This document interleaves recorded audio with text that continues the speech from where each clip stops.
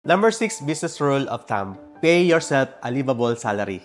Dapat makover nito ang mga expenses mo sa pamilya mo. So sabi ko nga noong una, kailangan magkaroon ka ng sahod wala sa negosyo mo. Dapat sapat ang iyong sahod para makover nito ang mga gastusin mo sa iyong pamilya. Para maiwasan ang manakawan mo ang sarili mong negosyo. Tandaan, isa kang empleyado sa sarili mong negosyo. Pwedeng sa simula, wala ka munang sahod dahil hindi pa kumikita. Pero kapag kumikita na iyong negosyo, dapat sumasahod ka na bilang empleyado ng iyong negosyo. Pwede ka magsimula sa minimum wage. Kung anong minimum wage sa inyong probinsya o syudad, yun muna ang magiging batayan mo. Pero kung lumalaki na talaga yung negosyo mo, pwede ka naman mag-above salary mula sa iyong negosyo. Tandaan, kailangan mo mag-reinvest sa negosyo mo para lumago ito at lumaki pa ang iyong negosyo. Sa experience ko, sumasahod pa rin ako bilang empleyado. Dahil lumago na nga ang aming negosyo, lumaki na din ang sahod ko. Dahil doon ko na-fulfill bilang isang empleyado na meron akong value. Para na rin yung reward sa sarili mo. Basta wag mo nga alisin, hanggat lumaki na lumaki ang negosyo mo,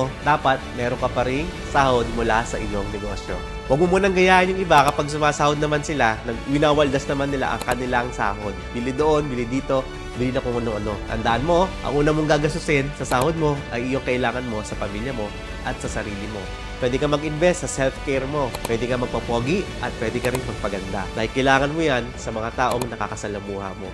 This is Master Carl, your startup business partner.